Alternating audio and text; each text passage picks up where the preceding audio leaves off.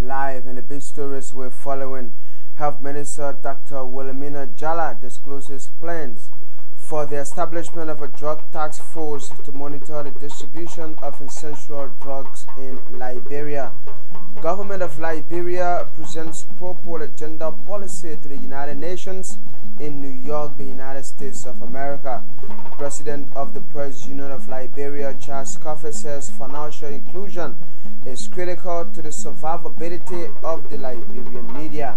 And away from Liberia, a court in Zimbabwe convicts a popular self-styled prophet of fraud. These developments are all packaged. After this break, we'll be right back. Stay with us.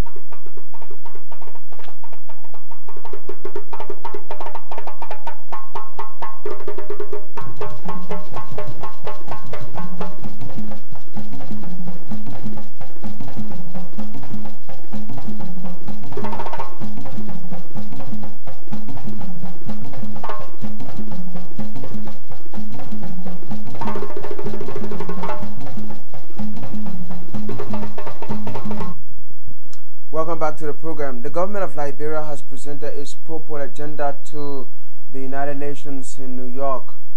The agenda was presented by Foreign Minister Gbasonga Finde at the 13th session of the UN Peace Building Commission.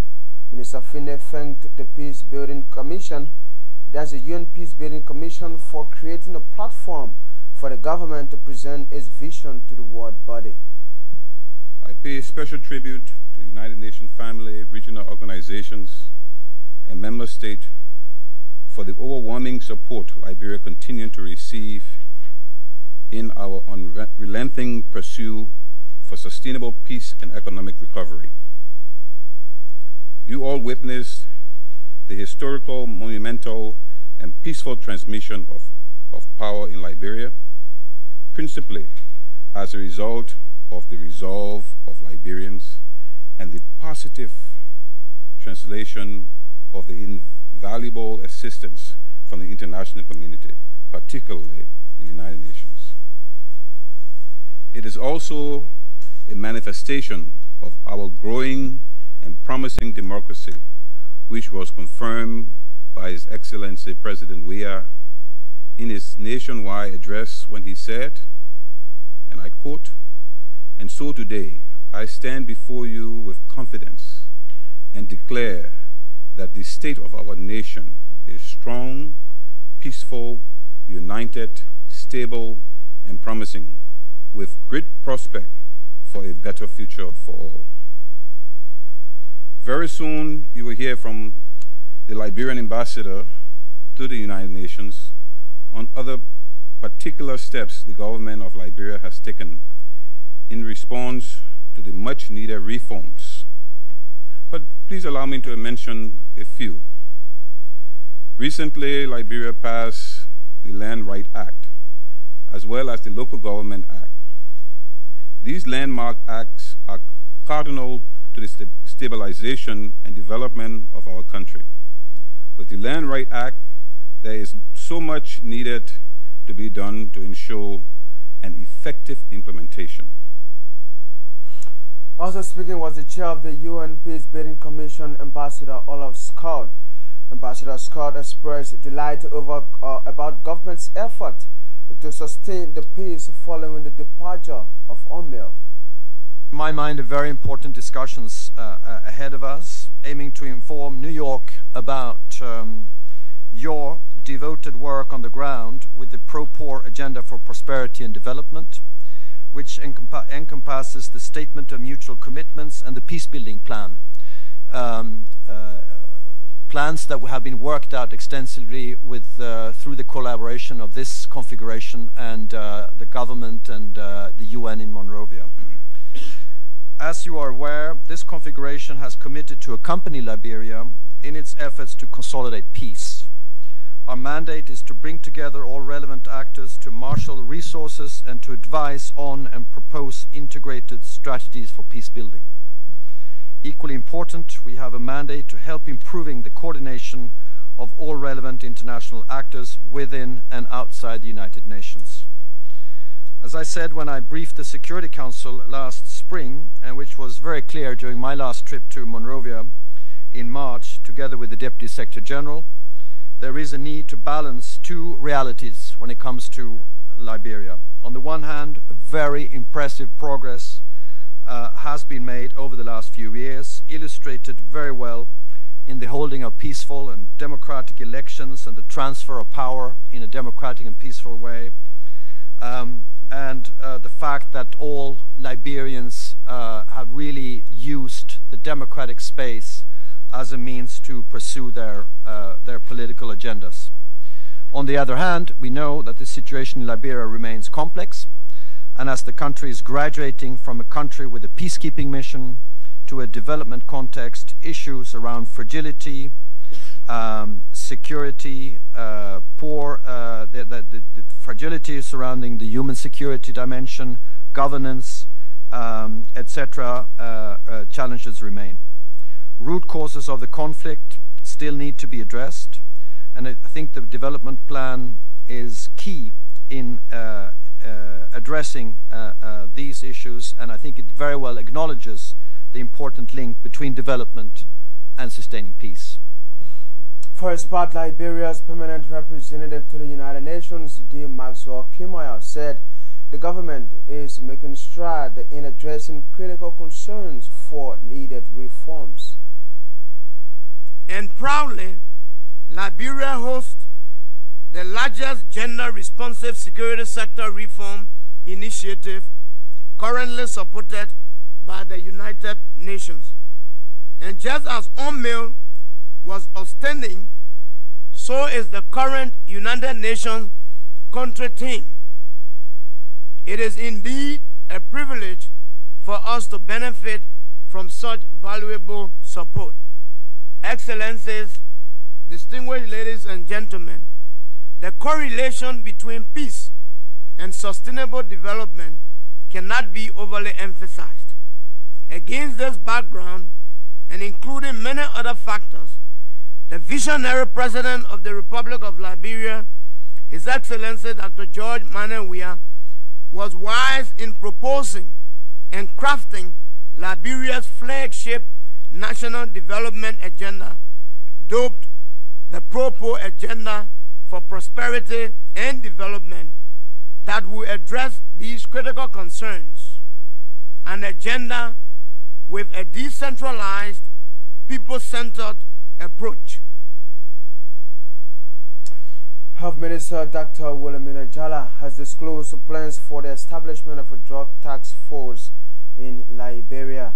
The task force is intended to ensure that essential drugs are monitored and equally distributed to health-related centers across Liberia.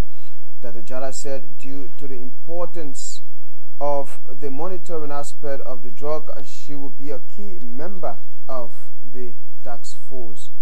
Well, we received signal that video isn't ready, so we go to the next one, where the focal president of Ramsar Convention, Liberia, says the constant building in wetlands is worrisome to the country and may cause huge flooding this rainy season if nothing is done to prevent it.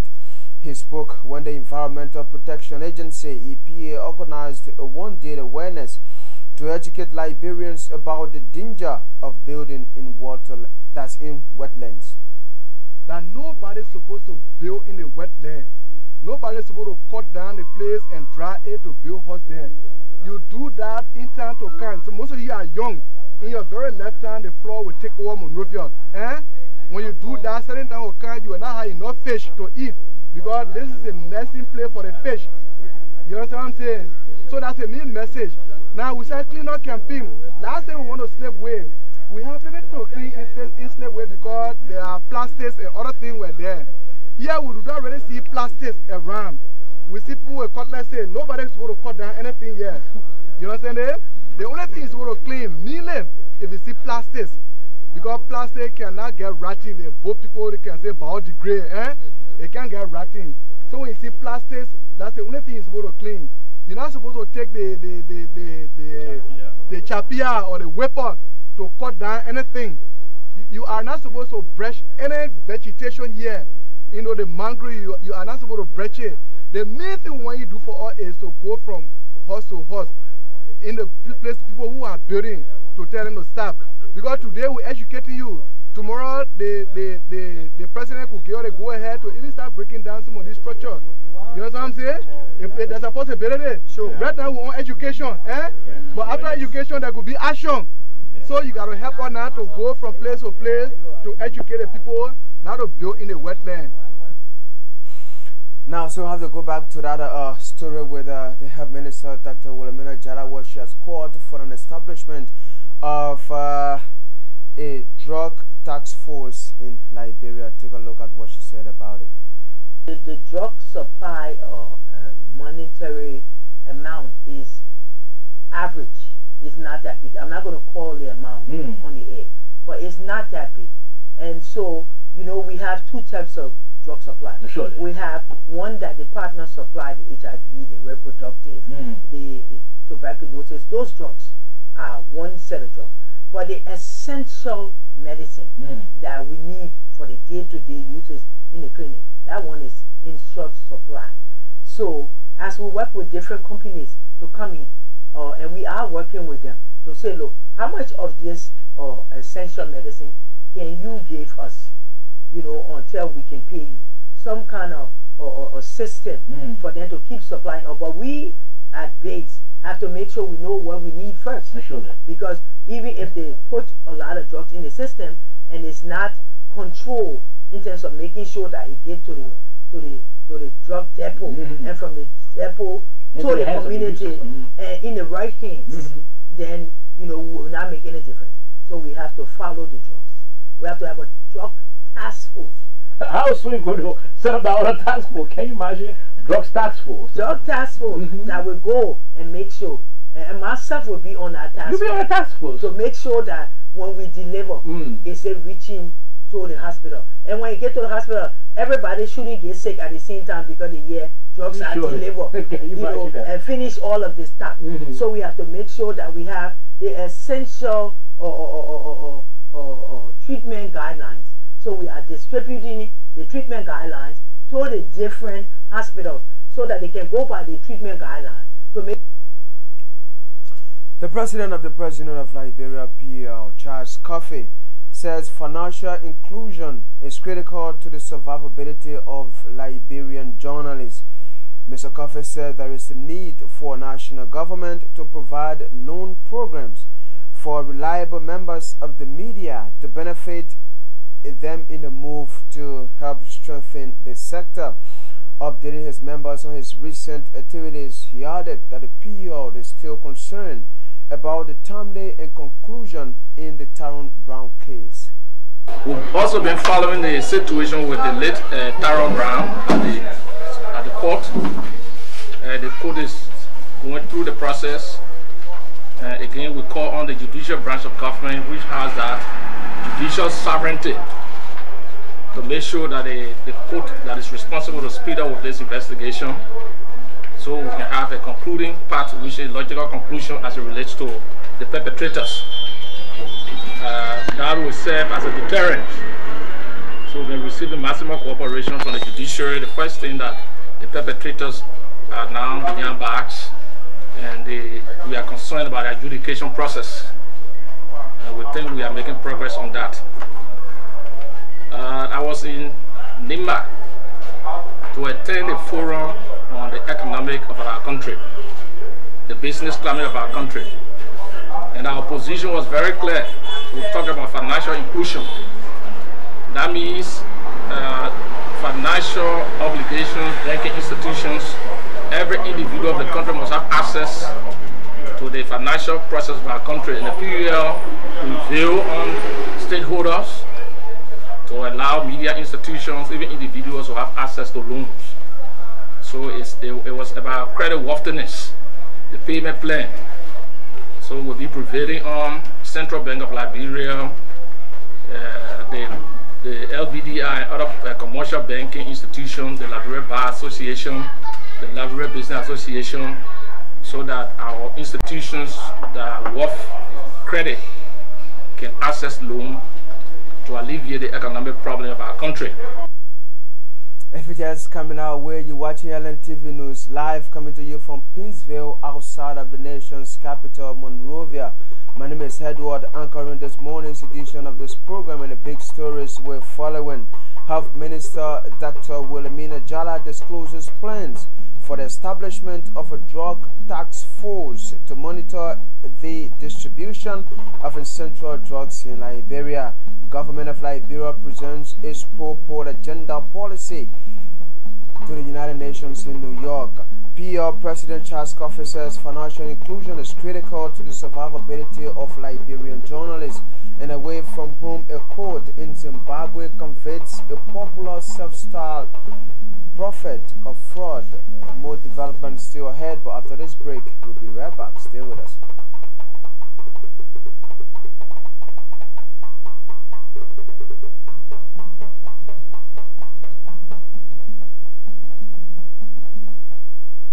Welcome back to the program. Deputy Commerce Minister Wilfred Bangura says the training of members of the West Africa Network of Economic Journalists will improve visibility and widen dissemination of information in the sub-region. Speaking at the start of a 3-day workshop on the AFCTFTA for members of the Network of Economic Journalists for West Africa, Minister Bangura said the gathering will boost the partnership with the sub-regional media organizations. This, we expect, will boost the development of a responsible and stronger partnership with sub-regional media organizations for improved visibility and wider dissemination of information and issues relevant to the sub-region for economic and social development of its member states. We hope that the objectives and expected outcomes of this meeting will be achieved as we give our fullest and unadulterated support to all who have exerted their energies to the success of this august occasion. For his part, the Economic Commission for Africa acting head Doso Bakari said the partnership will also better the advocacy and ensure visibility and dissemination of ECOWAS and African development agenda. One of the major objectives of the creation of the Network of Economic Journalists of West Africa was to equip the journalists of our sub-region with the necessary knowledge to provide quality economic information based on facts to households, the private sector, government, and to key development partners. In line with this objective, today's meeting focuses on the theme of the African Continental Free Trade Area, CFTA. This is for us the opportunity to exchange and inform the member of the network on the ins and outs of the CFTA.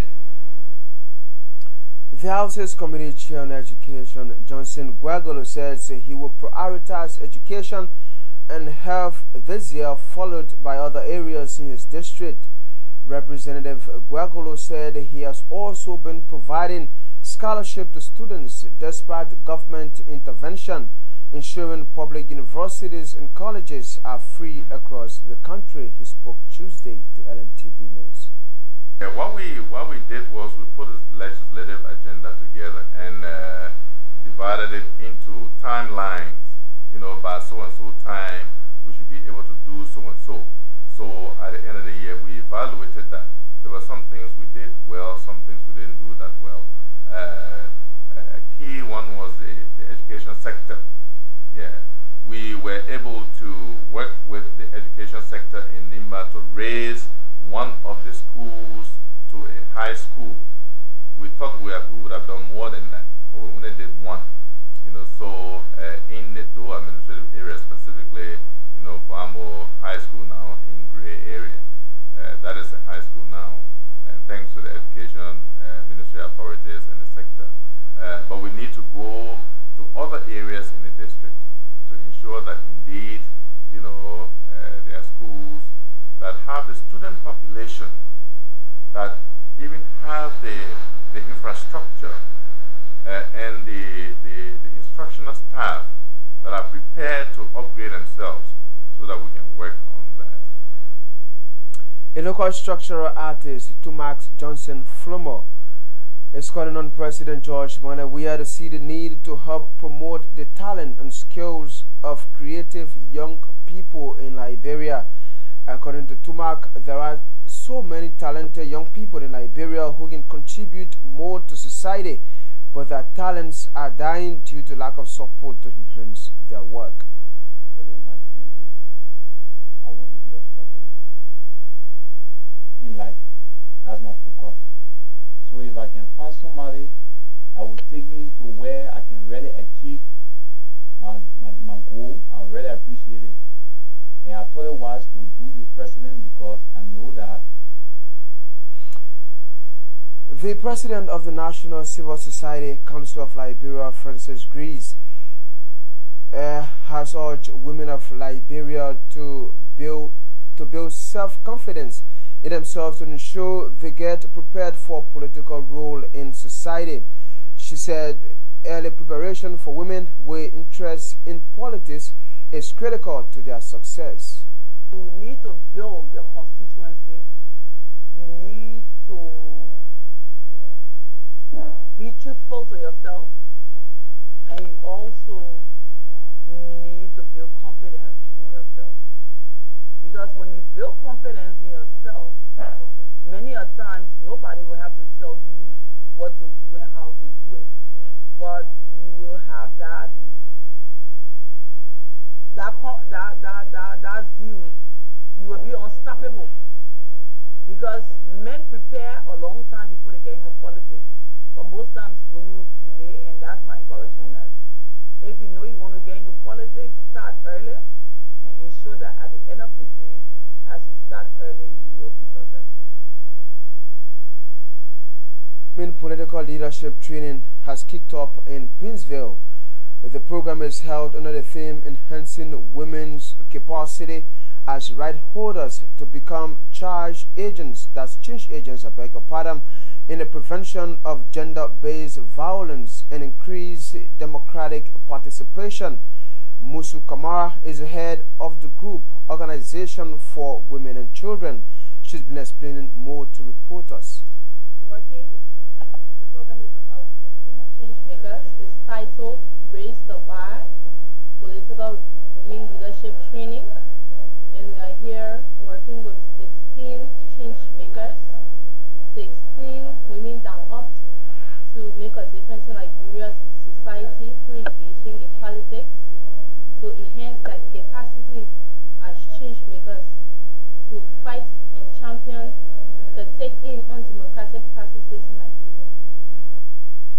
Meanwhile, one of the participants in the training, Mama Kiziao Sikal, said raising the bar for women political leadership participation is critical to Liberia's democratic process. Well, raising the bar for women in political leadership is a good initiative because there are a lot of things that women need to know before venturing into political leadership, and understanding power and the different issues that come with power. You have to know them and know some of the strategy, the issues that confront the people. So I think it's a good one. It's a good training and also a reflection time for those of us who have already been into leadership or into political processes. So in two ways, it's also a good reflection time for political women in leadership. So you have a political, would you mind telling us how do you think this can reflect your... A local farmer group putting hands together, Farmers Association, over the weekend launched a 20-acre agricultural project in Dawu Wolo Town in District Number 2, Granbassa County. The project is expected to boost agricultural activities in that area. Our reporter Musu Salif attended that ceremony and now reports. Putting Hands Together Farmers Association has already cultivated the 20 acres of land with a nursery of field crops. Thanks to the inhabitants of Dewu Wolo Town for providing the land for the farming project, National Agro-Import Dealers Association of Liberia President Rebecca Kalai, who graced the launch of the farming project, called on residents in the area to involve the youth in the process. Madam Kalai also underscored the need for extension services to enhance the work of farmers. I believe that it is time that we rise up from the natives to go to the level that we all can have on how yielding our crops. We need extension services. Where we'll be able to visit your farms to see exactly what the farmer is doing. Through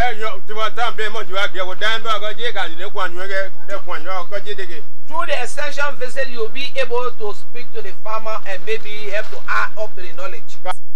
Putting Hands Together Farmers Association Program Manager Mark Powell said the organization is aimed at growing more vegetables, mainly pepper. He pointed out that the association will constructively engage the youth despite the lack of interest in the agriculture sector.